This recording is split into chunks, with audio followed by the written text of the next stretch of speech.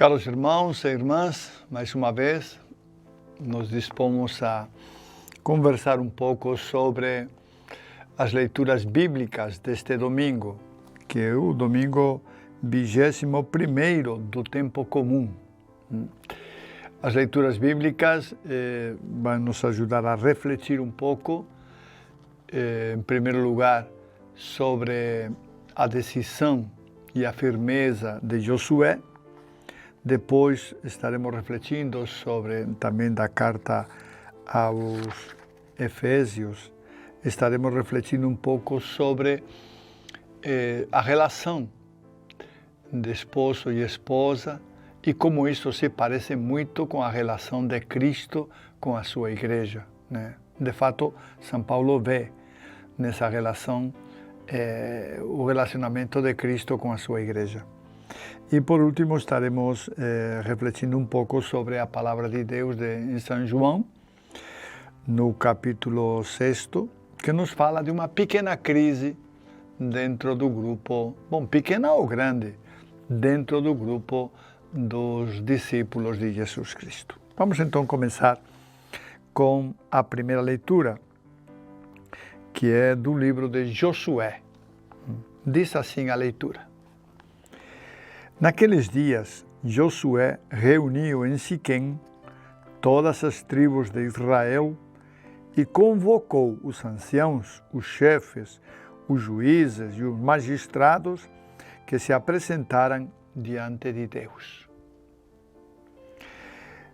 Então Josué falou a todo o povo: Se vos parece mal servir ao Senhor, escolhei hoje a quem quereis servir, se aos deuses a quem vossos pais serviram na Mesopotâmia, ou aos deuses dos amorreus, em cuja terra habitais. Quanto a mim e à minha família, nós serviremos ao Senhor.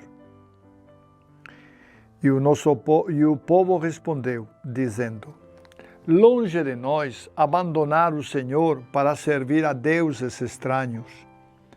Porque o Senhor nosso Deus, Ele mesmo é quem nos tirou, a nós e a nossos pais, da terra do Egito, da casa da escravidão. Foi Ele quem realizou esses grandes prodígios diante de nossos olhos e nos guarda por todos os caminhos por donde peregrinamos e no meio de todos os povos pelos quais passamos. Portanto, nós também serviremos ao Senhor, porque Ele é o nosso Deus. Palavra do Senhor, graças a Deus. Nesta primeira leitura do livro de Josué, já no finzinho quase de Josué,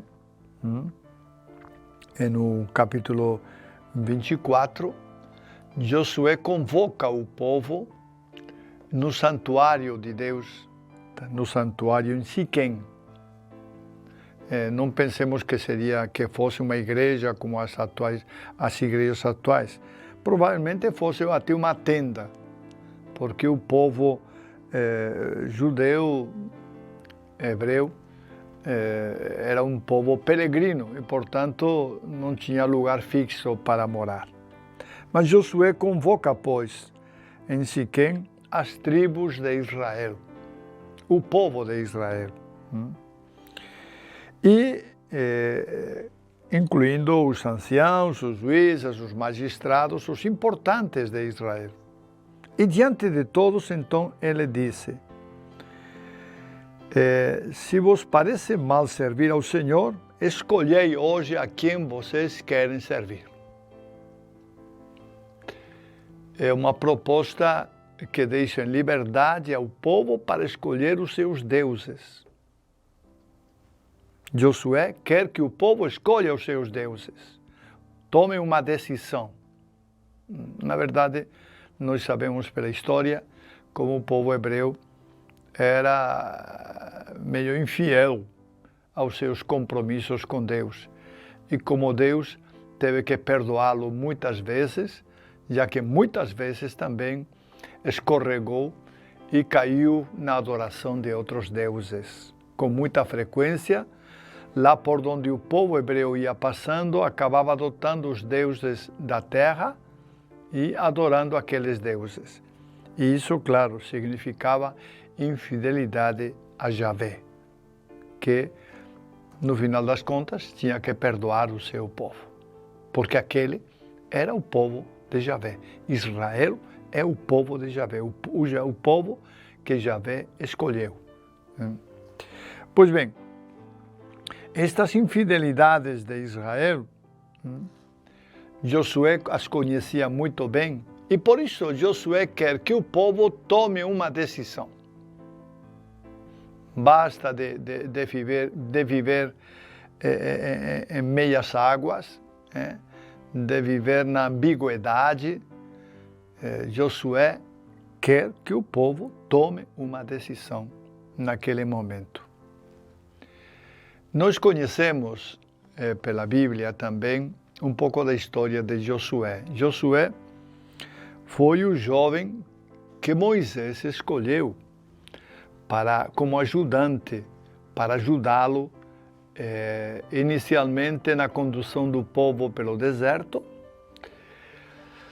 Depois, quando Moisés morre antes de entrar na Terra Prometida, Josué vai realizar a passagem do Rio Jordão, entrando na Terra Prometida pelo lado do Oriente. Tá? É Josué que vai realizar essa obra. E Josué, durante muitos anos, vai ser o chefe militar do povo de Israel.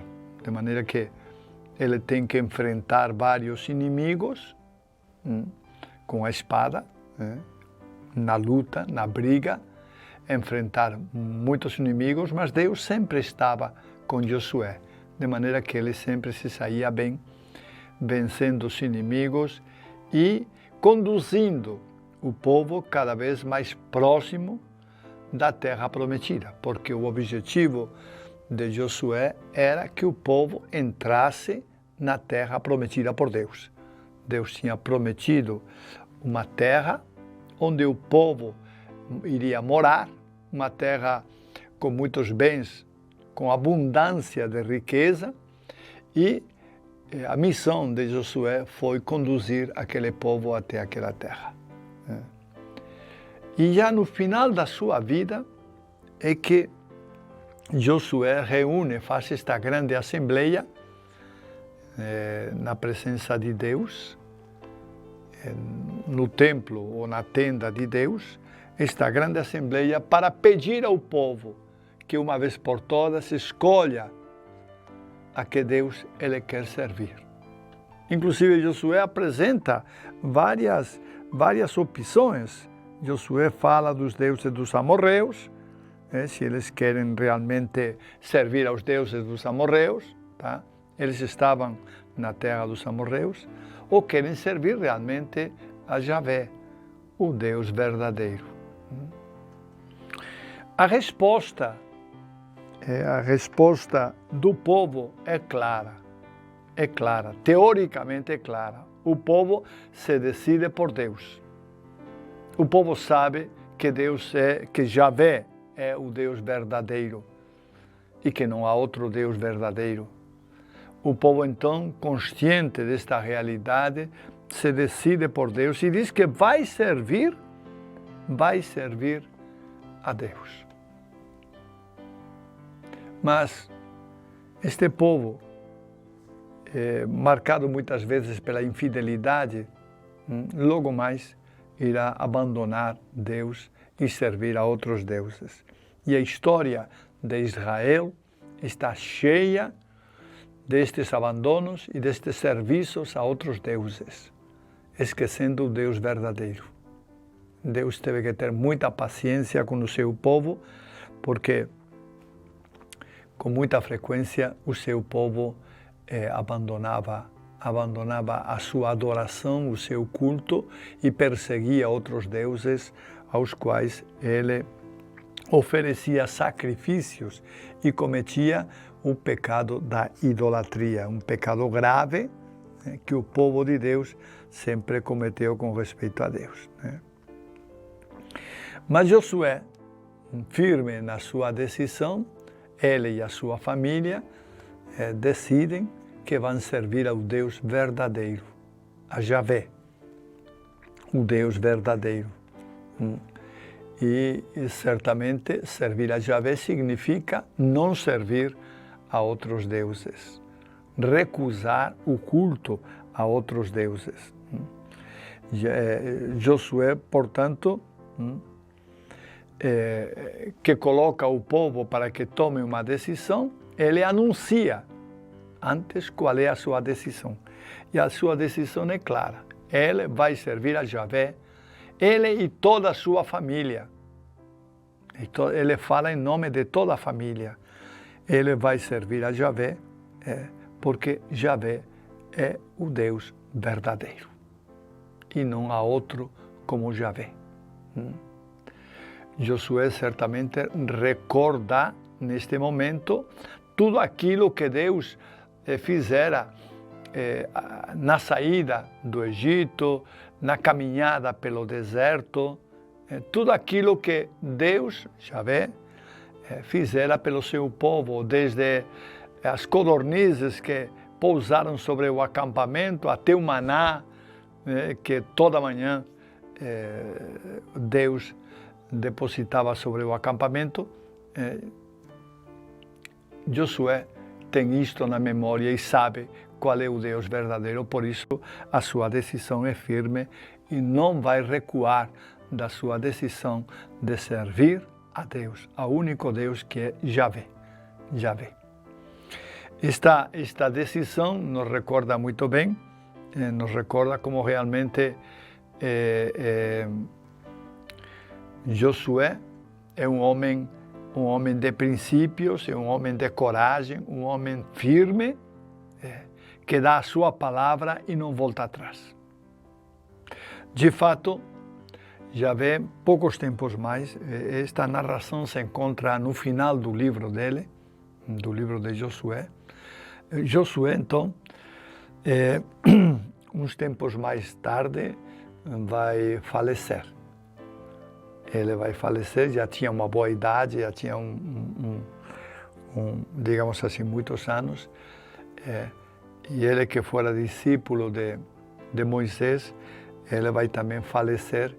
E antes de falecer é que faz esta declaração, declara qual vai ser a sua fé e pede a palavra do povo, para que o povo diga a quem quer seguir, a que deuses querem seguir, a Javé ou a outros deuses. Então, é uma toma de posição por parte de Josué e uma toma de posição que Josué pede também ao seu povo com firmeza, para não voltar atrás, para realmente expressar sempre a sua fé a Javé e a Javé adorá-lo e cultuá-lo sempre.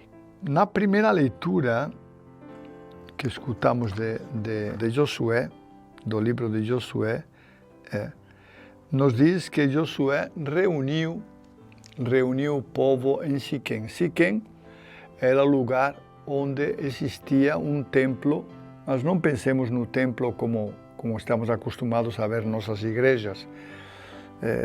Acho que seria mais uma tenda, onde estava a arca de Javé. Tá?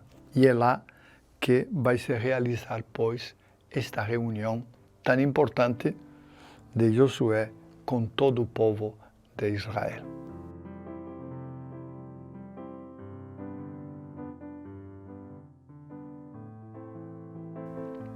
Mas vamos passar agora à segunda leitura que é de São Paulo aos Efésios. Vamos ler a leitura detidamente. Irmãos, vós que temeis a Cristo, sede solícitos uns para com os outros. As mulheres sejam submissas aos seus maridos como ao Senhor, pois o marido é a cabeça da mulher, do mesmo modo que Cristo é cabeça da igreja. Ele, o Salvador do seu corpo. Mas como a igreja é solícita por Cristo, sejam as mulheres solícitas em tudo pelos seus maridos. Maridos, amai as vossas mulheres, como Cristo amou a igreja e se entregou por ela. Ele quis assim torná-la santa, purificando-a com o banho da água unida à palavra. Ele quis apresentá-la a si mesmo esplêndida, sem mancha, sem ruga, sem defeito algum, mas santa e irrepreensível. Assim é que o marido deve amar a sua mulher como ao seu próprio corpo. Aquele que ama a sua mulher, ama-se a si mesmo. Ninguém jamais odiou a sua própria carne. Ao contrário, alimenta-a e cerca-a de cuidados, como Cristo faz com a sua igreja. E nós somos membros do seu corpo. Por isso, o homem deixará seu pai e sua mãe se unirá à sua mulher, e os dois serão uma só carne. Este mistério é grande e eu o interpreto em relação a Cristo e à igreja. Palavra do Senhor, graças a Deus. São Paulo, provavelmente, se tivesse nascido um outro tempo, né? Ele teria falado um pouco diferente nesta carta aos Efésios, né? Mas entendemos perfeitamente o que Paulo quer dizer. Ele não está diminuindo as mulheres, dizendo que são menos ou são mais. Não. Está colocando, e a preocupação dele, é mostrar a relação de Cristo com a igreja. E faz essa comparação da relação do homem com a mulher. Assim como Cristo zela pela sua igreja, o homem também zela pela sua mulher. Faz esta comparação dos dois. Não é que Paulo queira diminuir, digamos, a condição da mulher. Não. Inclusive, quando fala de submissão, não se refere a uma submissão, digamos, em termos materiais ou em termos racionais, mas seria uma submissão no amor. Então, a relação do homem e da mulher está impregnada uma relação de amor. E isso Paulo atribui também à igreja e a Cristo. Ele faz essa comparação. E o objetivo de Paulo é esse, é fazer a comparação. As relações do esposo e da esposa são parecidas com as relações de Cristo com a sua igreja. Por quê? Simplesmente porque no meio das relações está o amor. E Paulo descobre e nos mostra como realmente é o amor de Cristo Jesus, é o amor que o levou até a cruz, a morrer pela humanidade, a morrer pela sua igreja. É o amor que impregna toda a realidade humana, que também sustenta as relações entre o esposo e a esposa. Então, é importante entender, pois, que aqui não fala de submissão, tal como nós entenderíamos hoje, submissão da mulher para o homem. Não se trata disso. Aqui se trata de uma relação de amor. E o que Paulo realmente quer mostrar é que entre Cristo e a sua igreja, o que existe é uma relação de amor. Cristo ama a sua igreja. Vejam, irmãos, que consequências tem isto. O amor de Cristo pela sua igreja e por cada um de nós que formamos a sua igreja. Porque Deus ama cada um de nós.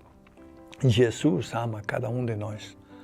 com o seu amor infinito, infinito, que nos perdoa muitas vezes e que nos faz entender que a grandeza de Deus não está no seu poder, mas a grandeza de Deus está no seu perdão. O perdão que Ele nos manifesta muitas vezes. Gostaria de comentar também com vocês uma palavrinha que sai agora aqui no início da leitura e diz assim: vós que temeis a Cristo, sede solícitos uns para com os outros.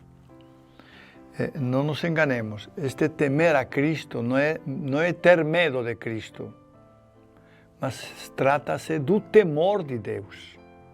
Temer a Cristo é o temor de Deus. Vós que tendes o temor de Deus. Em que consiste o temor de Deus? O temor de Deus consiste no respeito que nós temos e no cuidado que nós temos por não ofender a Deus. Esse é o temor de Deus. Temor de não ofender a Deus. É verdade que nós muitas vezes perdemos este temor. É verdade que muitas vezes ofendemos a Deus, mas Deus não por isso deixa de nos perdoar, porque mesmo que nós não tenhamos temor de Deus, Ele sempre nos perdoa e nos quer bem. Jesus é nosso Senhor e nos cativa pelo seu amor, pelo amor que sempre manifestou por nós e que se expressa muito bem naquele sofrimento todo da cruz, em que Ele entregou a vida por amor à humanidade. Este é Cristo Jesus. Como digo, o temor de Deus não é o temor de Cristo, não é ter medo de Cristo, é ter medo de ofender a Cristo. É o que os santos têm manifestado muitas vezes nas suas colocações, nos seus escritos, porque sentiam dentro de si um grande temor de ofender a Deus.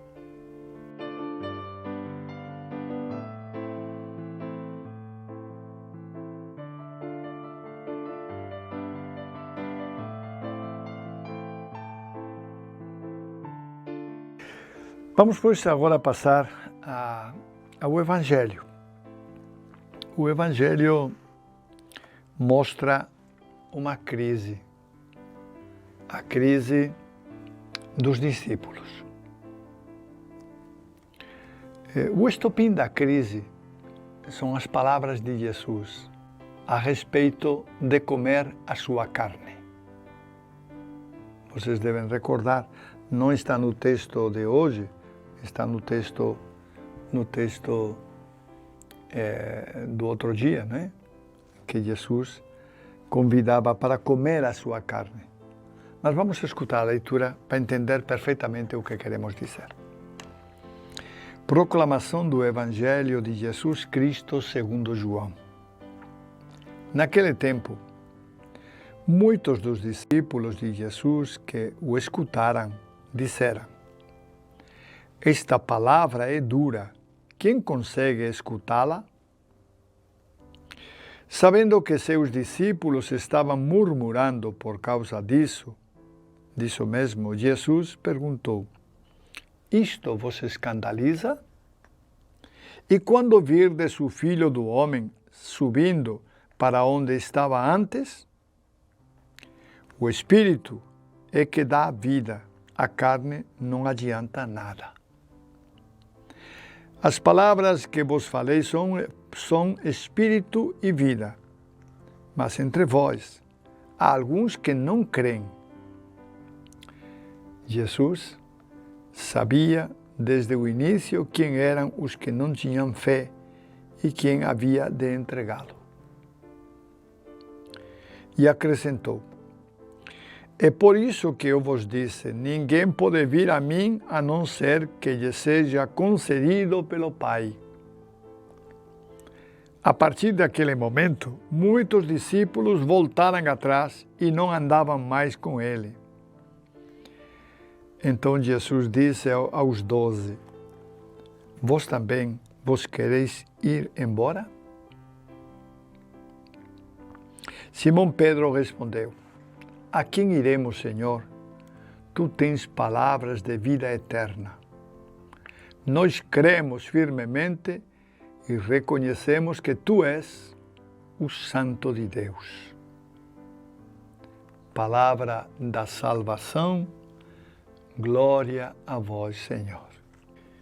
Eu falava no início que esta foi uma das crises dos discípulos. Como vocês sabem, além dos 12 discípulos que sempre estavam com Jesus, ao redor de Jesus sempre havia uma multidão. Muita gente queria ver os seus sinais, queria ouvir a sua palavra e o acompanhava por todos os lugares.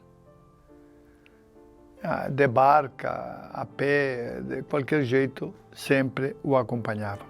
Quando Jesus começa a falar de comer a sua carne como uma necessidade para ter a vida eterna, os ouvintes não entendem o que Jesus está falando. Não entendem o que Jesus está falando. E por isso alguns começaram a murmurar, dizendo, bom, este camarada está falando de que nós devemos comer a sua carne. Como vamos fazer isso? Nós não somos caníbais. Então se estabelece uma crise entre eles, entre o grupo maioritário, não entre os discípulos. E a partir daí, muitos deixam de acompanhar Jesus, já não acompanham mais, não estão mais presentes. Eles não vão mais com Jesus. Ao perceber isso, Jesus então se dirige aos seus discípulos e lhes diz, e vocês? Vocês também querem me abandonar? E como sempre, nos momentos importantes, Pedro toma a palavra. Pedro é sempre aquele que nos momentos em que é necessário alguém falar, ele se apresenta. Então Pedro toma a palavra e diz, a quem iremos, Senhor? Tu tens palavras de vida eterna. Tu tens palavras de vida eterna. As tuas palavras não são palavras, quaisquer palavras, são palavras de vida eterna. Aqueles que querem a vida eterna devem te seguir. E acrescenta Pedro, nós cremos firmemente e reconhecemos que tu és o Santo de Deus. Nós cremos firmemente e reconhecemos que tu és o Santo de Deus. Com estas palavras, Pedro fica do lado de Jesus, embora muitos o tenham abandonado, mas ele e o grupo dos discípulos ficam no lado de Jesus, porque sabem que só ele tem palavras de vida eterna. Provavelmente, também Pedro e os outros apóstolos não entenderam muito bem as palavras de Jesus, que não são fáceis de entender, quando ele fala de comer a sua carne. Mas mesmo sem entender, e esta é uma atitude da fé, mesmo sem entender totalmente o que Jesus está falando, Pedro acredita. E com Pedro também os outros apóstolos. Por isso, os apóstolos vão continuar com Jesus. Vão continuar com Jesus. É verdade que alguns deles o abandonarão naquele momento trágico da cruz. É verdade que alguns deles naquele momento vão deixá-lo. Vão deixá-lo. Curiosamente, são as mulheres que não deixam Jesus. João e as mulheres que acompanham o pé da cruz. Mas cadê os outros apóstolos? Com certeza se desfizeram o grupo e cada um foi para a sua casa ou acompanhou os fatos de longe. Mesmo assim, nesta hora, Pedro reafirma sua fé, como fizera, de alguma maneira também, Josué diante de todo o povo, dizendo: nós adoraremos a Javé. Então, Pedro também, muito explícito, ele diz: a quem nós iremos, Senhor? Só tu tens palavras de vida eterna. Só tu tens palavras de vida eterna. Então, reafirma mais uma vez também a sua fé em Cristo Jesus. E enquanto muitos deixaram de acompanhar Jesus, deixaram de acompanhá-lo pelas estradas, pelos rios, pelos lagos da Galileia, os apóstolos vão continuar firmes com ele. Vão estar o tempo todo com ele, ouvindo as suas palavras e se alimentando com a palavra de Cristo Jesus, que é um verdadeiro alimento para todos eles. Esta é a palavra do Evangelho que hoje a liturgia nos apresenta, o Evangelho segundo João, no capítulo 6, nos versículos 60 a 69, é a palavra que mostra a primeira crise, não sei se a única, mas pelo menos a primeira crise dos apóstolos e dos seguidores de Jesus Cristo, que eram bastantes, a primeira crise que faz que muitos dos seguidores abandonem Jesus e não queiram mais acompanhá-lo.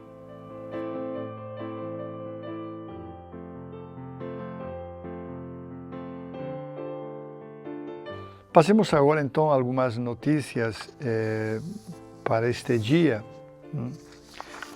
algumas notícias que gostaríamos também de comunicar a todos vocês. Em primeiro lugar, é a questão da reunião dos bispos. Os bispos, nesta próxima semana, do dia 24 dias 24 a 26 ou 27, não me lembro bem, eles vamos ter, o que nós chamamos as reuniões, as assembleias. Vai ter, na verdade, vai ser como se fossem duas assembleias. No primeiro momento, dias 24 e 25, só os bispos, de forma presencial, estaremos reunidos e estaremos conversando sobre as dioceses, sobre as dificuldades que encontramos, enfim, sobre tudo aquilo que diz respeito às dioceses e os problemas que vão surgindo, que às vezes são muitos, né? E que é necessário enfrentá-los e tomar decisões. Nem sempre são muito fáceis, mas é preciso tomar decisões. Então, na primeira parte, a reunião será só com os bispos e será presencial, tá? Será presencial, só com os bispos. E numa segunda parte, será com as pastorais e com as pessoas que estão à frente das pastorais no regional. A reunião é dos bispos do regional, não é de todo o Brasil, não. É dos bispos do Pará e do Amapá, tá? Essa é a reunião do regional, né? Então, no Pará e no Amapá, existem muitas pastorais, muitas lideranças pastorais, e então a segunda parte da Assembleia certamente será com estas pessoas que estão à frente de pastorais, pastoral de todo tipo de pastoral do dízimo, do doente, enfim, de todo tipo de pastoral. Então nós vamos também sentar todos juntos para refletir sobre a realidade do nosso regional Norte 2, que é o nosso regional aqui no Pará e no Amapá. Então não esqueçam, do dia 24 e 25, os bispos, e do 26 e 27 se reunirão também os bispos e, além dos bispos, também os coordenadores de pastoral, tá? Eu queria pedir a oração de vocês por todos nós, para que desta reunião, desta assembleia, possamos tirar proveito e tomar decisões importantes para a caminhada da igreja no Pará e no Amapá. Tá? Já falei a semana passada, mas agora eu queria reforçar mais, porque já tenho aqui a lista das pessoas com os nomes completos da Comissão de Proteção de Menores e Pessoas em Situação de Vulnerabilidade. Eu não sei se comentei a semana passada, mas o Papa, já desde o ano passado, ele vem insistindo para que nas dioceses se constituam as comissões de proteção dos menores e também de pessoas em situação de vulnerabilidade. Esta proteção faz referência clara aos problemas, às dificuldades da pedofilia. Então, nós temos tido alguns casos dentro da igreja, casos muito tristes, de crianças, de menores abusados, e o Papa está preocupado com isso e nos pede que formemos uma comissão e que determinemos quais são as pessoas que realmente vão ouvir essas pessoas abusadas. Tá? Por isso eu não tenho ainda um telefone, mas é meu propósito ter um telefone próprio da comissão para poder tornar possível os contatos das pessoas abusadas com a comissão. Este é um assunto muito sério demais, tá? E que faz sofrer muitas pessoas. E nós, como igreja, não podemos fechar os olhos ante esta realidade. Eu sei que no mundo existe muito isto, abusos sexuais, e exploração sexual e outras coisas graves também. Mas, como igreja, nós temos que encarar estas dificuldades. E a primeira atitude que nós tomamos é precisamente formar esta comissão que vai nos ajudar a ouvir as vítimas de abusos sexuais e vai nos ajudar também a entender os problemas que estão por trás, muitas vezes, destes abusos. Assim, pois, a comissão está formada pelas seguintes pessoas: Mônica do Socorro Castro dos Santos. Ela é psicóloga e deve nos ajudar nessa dimensão da psicologia. A segunda pessoa é Natalina do Socorro Almeida de Castro Cato. Ela é assistente social e também nos ajudará nesta intenção, neste propósito. A irmã Sônia do Socorro Leal Bueno. Ela é assistente social e especialista em direção espiritual. Silvana Maria Amaral de Castro Rodrigues é bacharel em Direito. E tudo o que implica o direito, enfim, é importante a sua presença aqui no nosso grupo. Irmã Rosalva Cardoso Pinheiro, bacharel em Direito e especialista em Direito Canônico. E irmã Alcilene de Lima Silva, teóloga. Estas são as pessoas, pois, são as 6 pessoas que constituem a Comissão de Proteção dos Menores e de Pessoas em Situação de Vulnerabilidade. E eu queria fazer uma chamada para que realmente nós não esqueçamos, se soubermos de algum caso de violação, digamos, de casos em que as pessoas são realmente vítimas de abuso sexual ou qualquer outro problema, eu pediria a vocês que entrem em contato com alguma destas pessoas para podermos encaminhar os problemas. Não queremos que nenhum caso seja digamos assim, não seja considerado. Nós pretendemos escutar todas as vítimas, escutar os seus dramas, as suas angústias e também, como não, se as vítimas forem vítimas de padres, porque aqui a comissão vai estudar principalmente os casos de padres e diáconos, os abusos de padres e diáconos com menores e pessoas em situação de vulnerabilidade. Então, se o padre ou o diácono realmente é o abusador, nós tomaremos também as medidas necessárias, ou afastá-lo, ou qualquer outras medidas que o Código de Direito nos permita, para que realmente ele não volte a realizar isso, para que realmente tome distância das pessoas abusadas e tenham as pessoas abusadas liberdade para falar e até para conviver. Tá? Confesso para vocês que este é um desafio para nós, não é uma coisa muito fácil, não é fácil, não, mas nós precisamos montar esta comissão para proteger os menores, proteger todos eles e também as pessoas em situação de vulnerabilidade.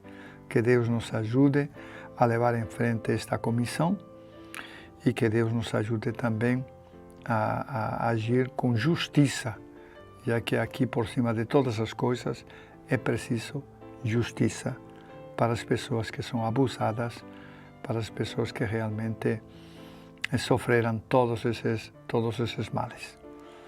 Que Deus, no seu amor e na sua misericórdia, proteja todas estas pessoas e nos proteja também a nós, que vamos precisar dessa proteção para ouvir com muita simplicidade e ao mesmo tempo com verdade estas pessoas quando manifestarem os seus sofrimentos por causa dos abusos. Que Deus, na sua misericórdia, nos proteja a todos e proteja também esta comissão tão importante para a nossa diocese. A paróquia de Ipixuna do Pará está celebrando este domingo o encerramento da festividade do 10º Sírio da paróquia Nossa Senhora do Perpétuo Socorro em Ipixuna, que teve início no dia 14, encerrando hoje, dia 22. A paróquia tem como tema na festa a Mãe do Perpétuo Socorro. Ó Mãe do Perpétuo Socorro, não tardeis em me socorrer. Paróquia do Padre, onde está o Padre Fernando. Que Deus abençoe esta paróquia e conceda a todos os paroquianos, os fiéis, a sua paz. Amém.